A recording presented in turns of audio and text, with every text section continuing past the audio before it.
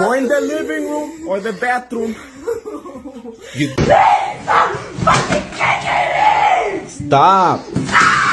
Stop.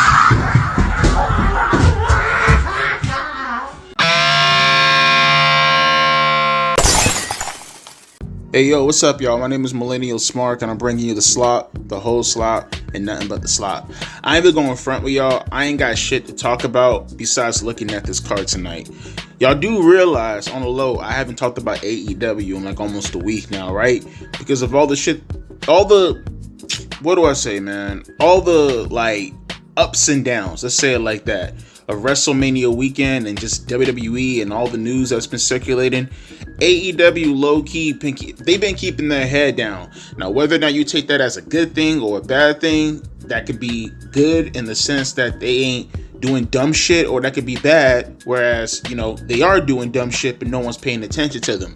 But I'm gonna give them that attention tonight. Let's look at the card for tonight. Hopefully they got an actual solid response against WrestleMania. So we got Kevin Knight and Speedball Mike Bailey going against the Young Bucks. We already starting off terrible. Okay. We got the Owen Hart Foundation Tournament semifinals. Jamie Hayter versus Chris Statlander. All right, whatever. I kind of want to see that. FTR speaks. All right, that's pretty solid. They're going to talk about the Edge stuff. Curious. Will Ospreay and Brody King versus Josh Alexander and Konosuke Takeshita. Fuck you. Master P. Master P. What the fuck? That's a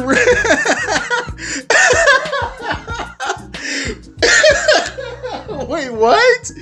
What the fuck? Where did that come from? Master P? Wait, hang on. Let me see. Hang on. Let me look at my ID real quick. Hang on. Let me just make sure I'm still 32 and I'm not 10. Let me see.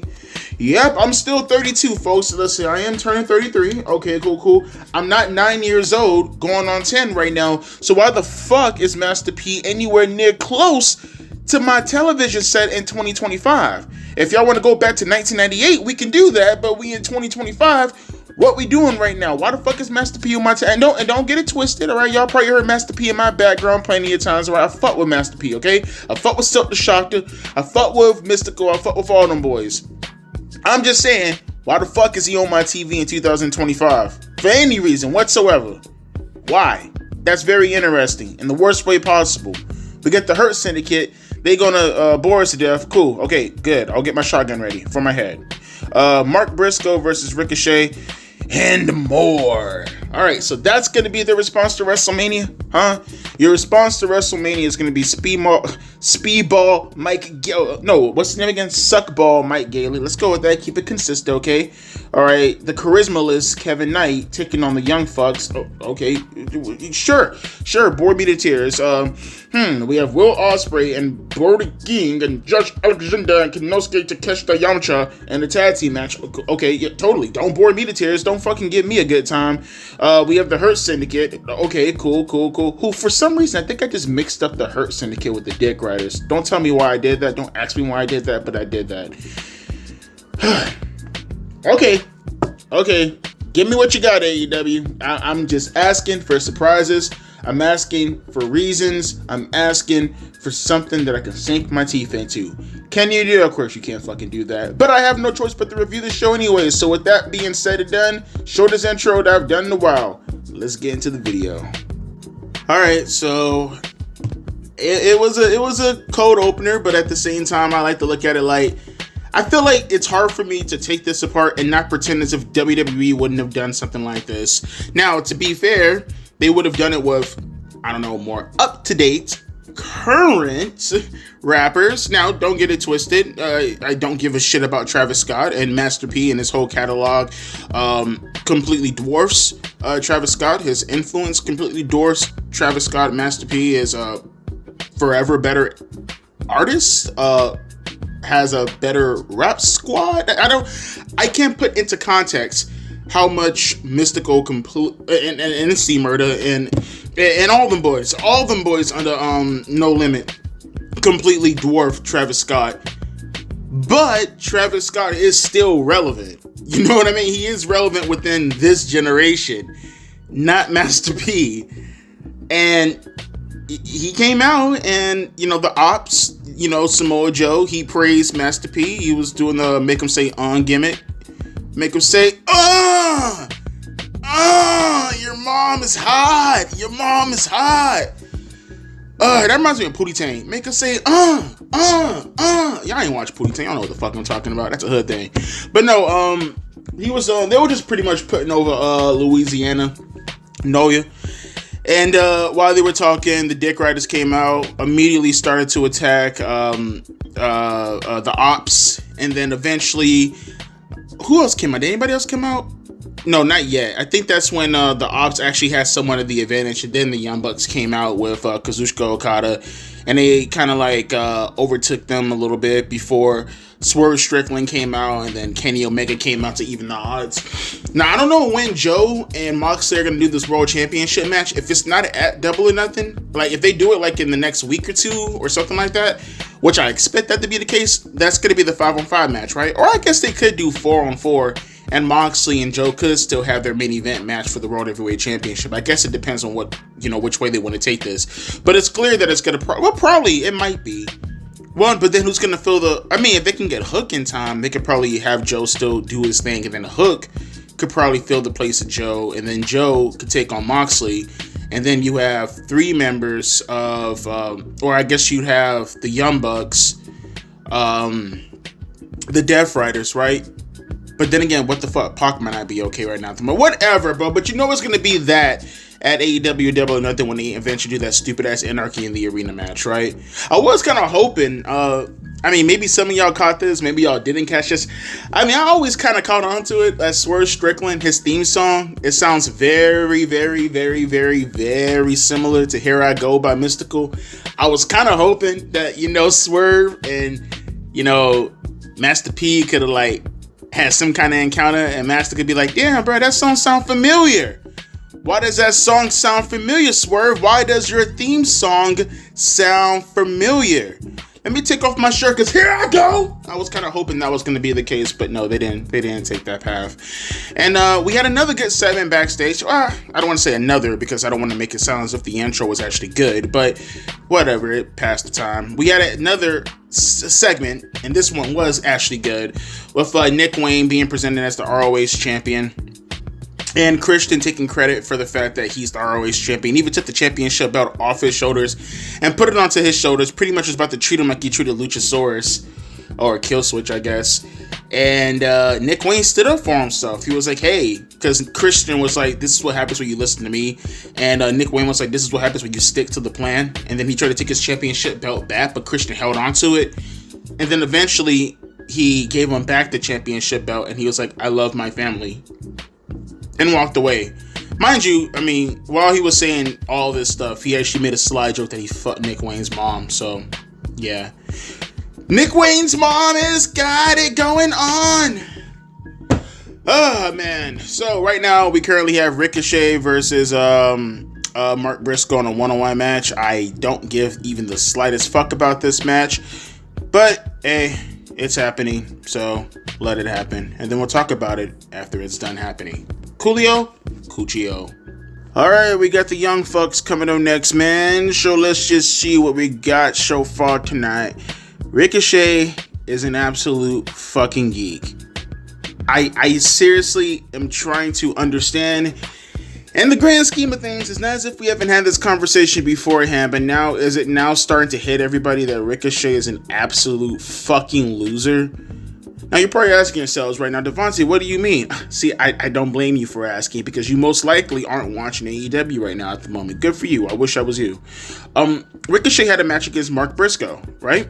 And no shade to Mark Briscoe. He's one half of one of the best tag teams of this generation, the Briscoe brothers, obviously, right? No shade to him. But as a singles competitor, he's been a jobber to the stars. That's what his title has been, right? Hasn't done anything substantial since he ever came to AEW, right? Pretty much did all his substantial work in ROH, which no one pays a fucking attention to. Sorry, that's the truth. And what do you think happens in the match? Oh, did you guess Ricochet winning? Because you be wrong. Ricochet lost against Mark Briscoe. The same Ricochet who just fought like maybe 2 or 3 months ago against Swerve Strickland for a number one contender shot at the World Championship. The same Ricochet like 2 or 3 weeks ago who just had a triple threat match for the International Championship. Yeah, that Ricochet. He lost. And how did he lose, you may ask? Oh, you mean in the best way possible? You know, like a hard, rough and tough, bloody exploit with story and twists and turns behind? No, he tried to put his foot on the ropes. He got caught up, reversed, and then he, got caught in the roll-up because it's AEW. And when they don't want to beat you directly, they make you lose in the roll-up. Their roll-up is their no contest finishes, okay? So Ricochet lost the match against Mark Briscoe. He ended up going outside the ring and getting a chair. He started to attack Mark Briscoe, and then he was saved by Kevin Knight. So apparently this is going to be the match. Kevin Knight versus Ricochet. And I guess we're supposed to see who's the best, person on the microphone, because I still don't see it when it comes to Ricochet, and I've yet to see it when it comes to Kevin Spacey. No, I don't know. I don't know. I mean, we're supposed to see them go together and have a great match. Again, I've seen Ricochet's matches. I've never seen Kevin Hart's matches in the sense that I paid attention to them enough to actually give a fuck about it because they're boring as shit.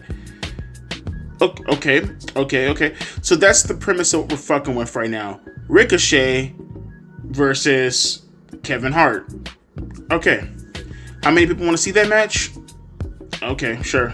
All you guys are lying. Every single last one of you. And if you say that you're telling the truth, you're still fucking lying. So, put this terrible segment to bed. I don't want to see this match. I don't want to see anything in regards to Ricochet. He's a fucking loser. You gave up a WWE contract where right now, at worst, you could be, wrestling in NXT and killing it. At best, you probably could be a mid-card champion on SmackDown or Raw. Probably could have been at WrestleMania this year, but instead you decide to be with a company that jobs you out to Mark fucking Briscoe. Okay, sure, go for it. Let them smack you in the head also. Let them send you on missions on Twitter to get into fights and spats with random randos on the fucking internet. And let them gas you up and tell you that you're doing a good job and everything is worth it, Ricochet. It's so worth it. It's like clearance. It's worth it, you fucking dork. You better go fucking lie to Samantha Irving and let her know, hey, baby, I'm going to be home at 11 o'clock, but then show up at 9 so you can actually catch her in the act this time. Now we get to an actual good segment with FTR. This was actually fucking good. I like this segment a lot. FTR came out after being called out by Tony Schiavone. And when they come out, they start to... Well, actually, you know what? They didn't even come out first. Stokely Hathaway came out, who's now going to be their new manager. He was like telling Schiavone, back the fuck up, I'm going to handle this. And I was just waiting. I was waiting for it. Come on, I'm waiting for it, Stokely. You know you want to. It's killing you not to make something worth like a reference to black people. Somehow, someway, you always got to fit it in. Come on, make a black comment. Always relate everything to black. Do it, dude. I'm waiting. And guess what? He didn't do it. Well, Devontae, that's because it's FTR and they're white as fucking mayonnaise. You don't know Stokely Hathaway, do you? Have you not been seeing this man for the past couple of years? Okay, you could tell him how you doing or good morning, and he'll clap back at you with good morning. Don't you understand that's what the master said back in the 1800s? Who are you to be saying good morning? Actually, that's actually a shoot. Did you guys know that someone actually made a whole video saying good morning back in the 1800s was created because some slave master said it back in the days in order to mock black people who got whipped? Dead ass serious. Someone actually made that bullshit up, not realizing that it's in the fucking Bible. But nevertheless, though, Stokely Hathaway did come out. He introduced FTR. They came out. They were just talking shit about Edge and everybody who they murdered, like 2.0 and shit like that. Eventually, they called out the Rock and Roll the Rock and Roll Express. Almost said the Midnight Express. Holy shit! Who were sitting in the audience. They come into the ring, and the bald head one, he's like, "Oh, guys, you're awesome, but you're not really awesome. I'm gonna let you talk, but then I'm gonna take the microphone away from your face. Then I'm gonna let you talk. Then I'm gonna take the microphone away from your face. Then I'm gonna let you talk, take the microphone." And he kept doing that over and over again before I think it was Ricky who stopped him. And Ricky was like, "Okay, you're not gonna make us look like a complete fucking joke out here, okay? Like, come on." And then Dax, I think that was Dax, right? He was like, no, before he can even say anything, Stokely Hathaway took the microphone away from him. Not in like an aggressive way, just to like plead his case. But no, you guys are legends. We think the world of you. You're fucking awesome. As a matter of fact, we got this new shirt. And I guess they call themselves, like, I can't remember the shirt verbatim, but it's essentially just a Randy Orton Legend Killer shirt, technically speaking. And then afterwards, Dex, they attacked Ricky and Robert along with Cash, and they hit a spike power driver on Ricky Morton before they were saved by the United Kingdom. I like this segment. I like this. Some nice heat on FTR. We're introducing a new manager for them. I mean, I get the fit in the sense that Stokely Hathaway is very good on the microphone, and he's a character. I mean, the only thing I don't like about Stokely, again, is that he's just such a fucking ambulance chaser. It gets so annoying after a while. But if he could stick to the script, I actually don't mind this pairing, though. This pairing actually fucking, it hits. It smacks, as the kids say nowadays. So I do want to see more as to what they're going to do going forward. But Stokely Hathaway taking heat for FTR whenever Edge gets back, fucking sign me up for that. I absolutely want to see that. But right now we have the Young Fucks taking on Kevin Knight, Spacey, P. Diddy, I don't know, and what's Buddy saying? Suck balls, Mike Gailey. So let's see where this concludes with, and hopefully we can speed this shit up because I'm fucking tired. Well, then again, we do have the Her Syndicate coming up soon also. I kind of want to see what's going to develop with that. Outside of that, though, fucking zone me out as quick as possible. Let's go. Deadass starting to see a pattern here, and it's not as if I haven't seen this pattern over the past few years when fucking with AEW for the most part, but it's very evident right now. The segments are so much better than the matches. Oh my god. Coming up next right now, we got Konosuke and his tag partner, who I can't fucking remember, nor do I give a shit about, taking on Will Ospreay and Brody King Lee, whatever the fuck his name is also. I don't give a fuck about any of these matches. Speaking of which, the Young Bucks, they just had a tag team match a few minutes ago because I waited till we had this match so I could talk through it, because fuck this match. And it bored me the fucking tears. I mean, they literally just did kung fu fighting. I'm not even joking with you. This is no exaggeration. They just did kung fu fighting. So why the fuck should I care if all you're gonna do is kung fu fighting? There was one part of the match where like they're doing the whole gay ass super kick party bullshit where they're all just super kicking each other over and over again. And then like they do this corny ass choreographed bullshit where they both hit like Shawn Michaels head springs and then kick each other. Then the other partners do Shawn Michaels head springs and kick each other. It's so lame. God damn, it hurts. It actually hurts how fucking lame it is because it's so choreographed and it's so dumb, man. But they did their gymnastic routine bullshit. Eventually, Ricochet came out and he distracted Kevin Hart, who eventually got caught in the BTE trigger in order for the Young Bucks to pick up the win. Who fucking cares? And then backstage, we had Toni Storm. She was cutting an interview with, was it Tony Schiavone? No, I think it was Renee Patty Cake. And she was offering an open challenge before Alicia Fox stood up. And she was like, I am a queen. My name is Anamanapita. And I challenge you to a match in the motherland of Africa. My name is Queen Anamanapita.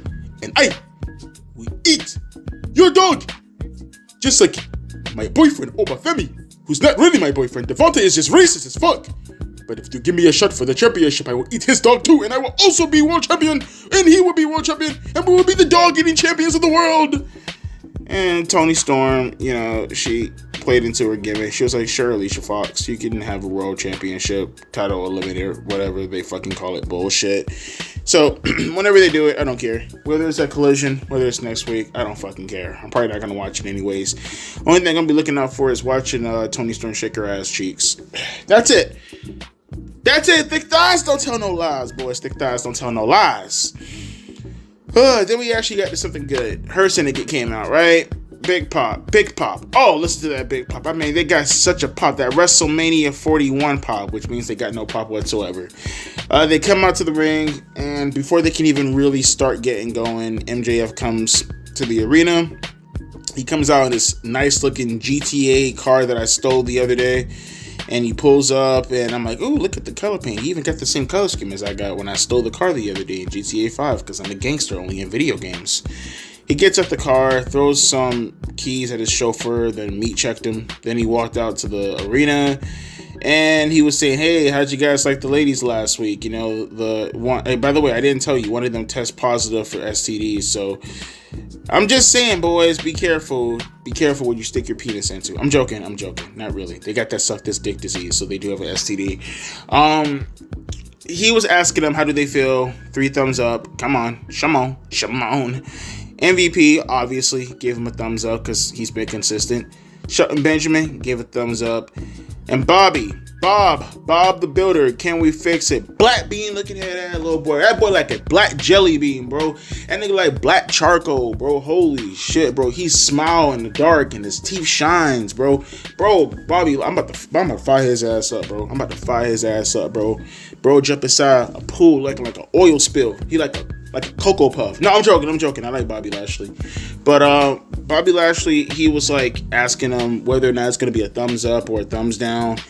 And before Bobby Lashley could really answer, MJF essentially told him, hey, there are some things that you think you bring to the table that you don't quite bring to the table that I bring to the table. What is that you say? The media, because I'm Jewish and I own them all. No, I'm joking. I got to stop saying I'm joking. I sound like that loser Jack Doherty. But eventually, Bobby Lashley was going to put his thumbs up again before MJF told him to chill the fuck out. All right, bro, chill the fuck out. I'm about to bring Jim Crow down on your punk ass. You see that car outside right there, Bobby, that I pulled up in? That car right there is your car, okay, big boy? That is your car. Everything about that car is yours. You can have it. You can do whatever you want to do with it. Go for it. It's your car, Bob the Builder. You can keep the car as long as you give me a thumbs up, okay? I don't care if you have to cosplay as Evolution. I don't care what you have to do. Just put that thumbs up, okay? Put that thumbs up. Take that thumb and then raise it up. And that car, it's all yours, buddy. Bobby Lashley asked for the keys to the car. They went back there to go check out the car. Bobby and Shelton got in the car. MJF was like, hey, so is it a thumbs up or a thumbs down? Bobby Lashley drove off and gave him a thumbs down and left MVP at the arena while him and Shelton took off to do what? I don't fucking know. I don't have a camera and I don't have a gay account for Pornhub either. But MVP and MJF, they look disheveled. You know, MVP's still trying to give him advice. And they walk together and they meet up. MJF, that is. He meets up with Hangman Adam Page backstage while he's trying to cut a promo with Renee Patty Cake. And MJF is like pretty much just picking on him and calling him a loser and all these kinds of names.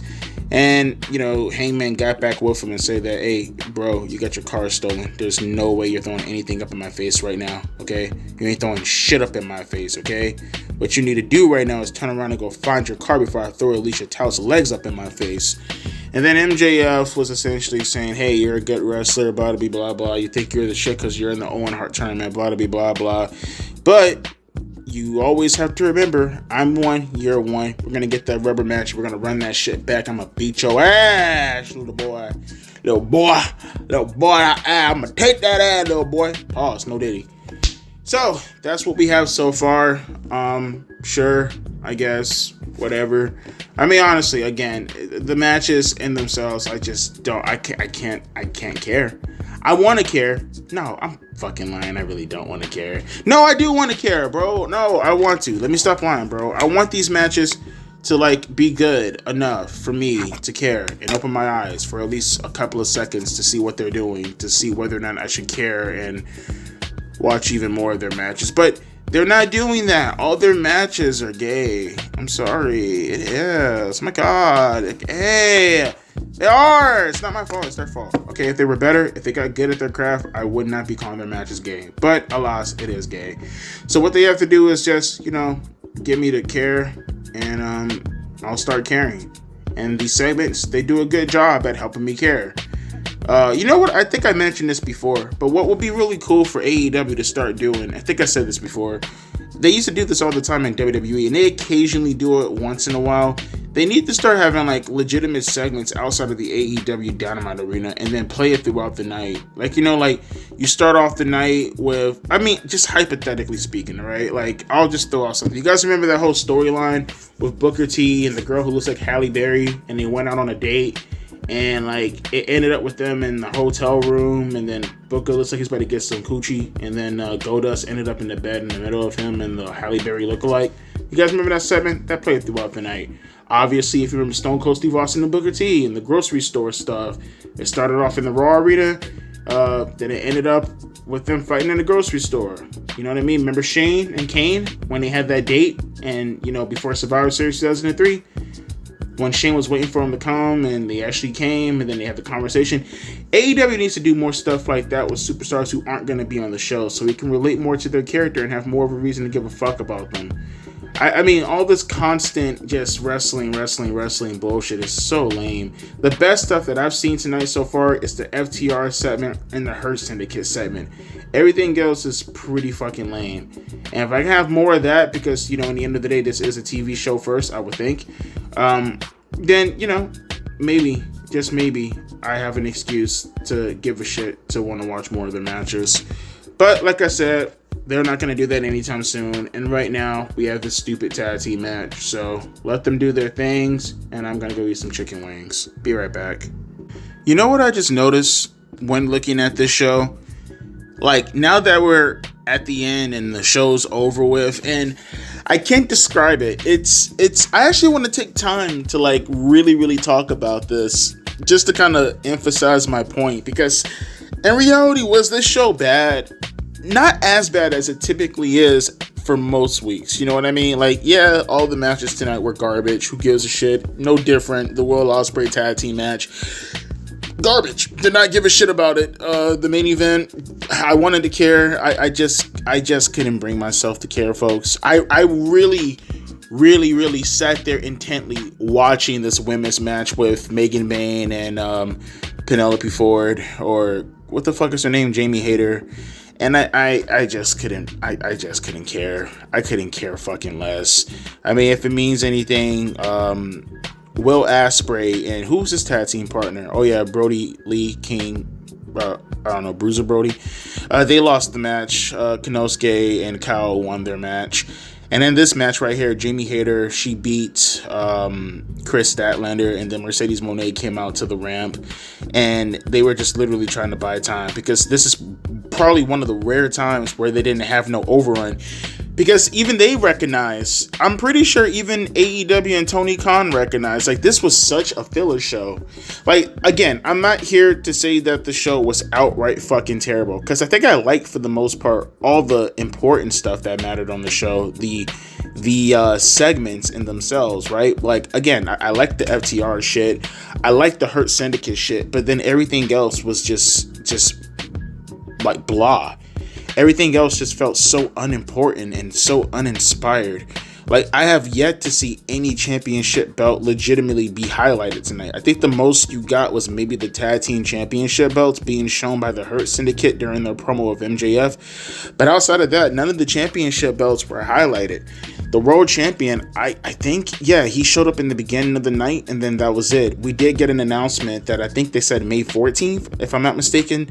They're going to have another special TV show, and it's going to be Samoa Joe taking on Jon Moxley for the World Heavyweight Championship, which obviously Moxley's going to retain, because it's probably going to be some gobbledygook bullshit finish, because I'm pretty sure that May 14th show is how they're going to set up for the Anarchy in the Arena match the following week at Double or Nothing.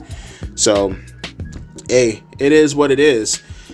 But it's like, and I mean this, like, I'm trying my best to be as charitable as I can to AEW, and I'm trying my best to not completely bury them, because like I said, I guess technically one of the better shows this week, but this is one of the most emotionless, soulless, uninspired I think I've ever felt about AEW. I can't even bring myself to get happy, angry, sad, mad. I just feel nothing. I feel nothing. The closest thing I probably feel is boredom. They have nothing going for themselves right now. Like I said in the beginning, when I was talking in the intro, this is probably the longest I've ever gone without talking about AEW directly. I think the last video I made on them was like, maybe last week Thursday, I think. I went from Friday, maybe I didn't talk about them on Friday. I think the last was last week Thursday. Between Friday to now, I think I might have mentioned AEW a handful of times, and there's no subjects I dedicated to them pretty much damn near all week because they have nothing going for themselves right now. They have nothing. Their world championship is boring as shit. Their world champion is boring as shit. They have nothing, like no viral moments, no bullshit happening backstage that we're aware of, at least. The shows in themselves are just going. The matches, they just feel all the same. It's just nothingness in this company. And it's one of those things where it's like, maybe you shouldn't have to judge it like that right now, considering that it's WrestleMania and it's the fallout from WrestleMania. And even if WrestleMania ended up being outright fucking terrible, which it was, and the Monday after Raw or the Monday after WrestleMania ended up being downright fucking terrible, which it wasn't, like, all attention's gonna be on WWE. And that's what I mean when I say they have to do more shit to stand out. None of this weapon bullshit, because it's like, look what I'm saying right now. The Edge and Jon Moxley spot with the spike bat that happened last month. Are you guys still talking about it right now? You have to probably, you guys probably only mention Edge and Moxley when you try to remember some derogatory shit you could throw up in an AEW fanboy's face. You know what I mean? The best match of the year, the best television match of the year, apparently was Konosuke Takeshita and Will Ospreay last week or 2 weeks ago. Like, who's talking about that right now? Nobody. Nobody's talking about that right now. That's what I keep trying to tell AEW fanboys. You sit here and you try to gaslight people about the standards of your favorite company without recognizing that the shit that you like, it only resonates with people at the moment. And it probably doesn't even resonate with the majority. It's pretty much just the people within your bubble and some, a few fans outside who like the in-ring stuff. But when you have nothing that's attached to it, as you can tell, I don't have to talk about it. Like, you can see for yourself. It vanishes. All that momentum, all that stuff, it completely vanishes into thin air. And no one cares. No one sits back and they talk about it because there's nothing to talk about. Nothing to talk about. And like I said, it's sad when the thing that resonates with the majority of the wrestling community, and I can speak for myself when talking about this, is you're only at your most relevant when you're doing dumb shit. That's a very, very, very, very sad and very, very bad precedent you set for yourself. Standards that you will never be able to achieve on a consistent basis. That's why you have people like Tony going out there and saying that he's going to lean more into the hardcore stuff to kind of artificially make people want to get involved with his company or pay attention to his company. You have to do stuff like that because Lord knows if you actually went out of your way to be creative and actually try some different stuff and actually focus on it happening throughout the show without having to play your bullshit equity game and put people on television where no one resonates with because no one gives a fuck about them, but people pretend as if they give a shit about them because, as I've been saying for the past few years now, that immutable characteristic it rears its ugly head and you focus more on the identity and the quality of what the person brings as far as being the person and not what you're there for, which is to be entertained. You are there to watch television to be entertained. What you say in regards to how offensive something happens to be or how disgusting or how gross it happens to be, plays nothing within my mind, and I do not give the slightest fuck. There is no way I'm going to take fictional characters and at this point arbitrarily choose them, because it's not as if you don't watch television, it's not as if you don't watch movies, it's not as if you don't watch YouTube and see your favorite YouTubers or musicians do shit like this and you don't bitch about that. But of course, when it comes to professional wrestling, it has to specifically focus on them when it comes to having to abide by some strict standards and rules by people who want a virtue signal in order to pretend as if they're offended by the thing that you're put on television. You keep trying to play into these hands of these losers and these lunatics who only say these things in order to get likes on their fucking posts. You keep playing into these losers' hands, Tony, AEW, whoever's in charge of that company at the moment. You keep playing into their hands and holding back and restricting yourself for what you can get across as far as being entertaining. You're going to die. Your company will die. You take no risk whatsoever. You don't even try your best to get away from the path of what you've been trying to contribute to professional wrestling, which is more fucking wrestling. You strictly stay within your status quo and you don't even try to do anything, even remotely risque, that can make any of your characters seem interesting. And then you end up in the position that you're in right now. And then you end up having to say the stupid shit that you have to say, and then your dumbass wrestlers take offense to it when people call them out for the things that they know they won't even attempt to try to do, like cut actual decent good fucking promos. Actually go out there and sell for a fucking change. Get people to at least want to look at your character and say to themselves, holy shit, that's my guy or that's my girl. No, because you're such marks. And I hate using that terminology because it feels like people have taken it and they have completely abused it in order to just label anything in regards to people just being diehard fans of marks, when in reality that's not the problem. But it becomes a problem when you know that what you're trying to actually put across isn't legitimately hitting anybody, but you're gonna keep doing it over and over again because you like doing it. That's when you have crossed the territory of being a mark now becoming derogatory. And you guys crossed that bridge a long time ago. The show is very tepid, very inconsequential, and that's the worst. Not to steal verbiage from McMahon, but I would rather get booed to Kingdom Come as a babyface than hear absolute silence. Because at least, if for nothing else, you got people invested. Maybe not in the way that you wanted them invested, but you got them invested. To hear them, to have nothing but crickets is to say that you're not doing your job as an entertainer. At all, period, point blank, no matter what direction.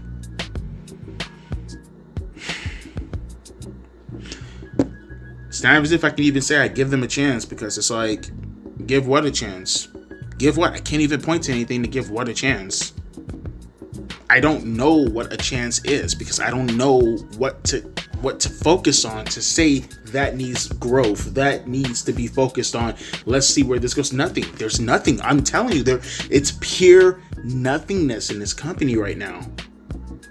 As a matter of fact, it's beyond boring. It's just staring at lights through a screen.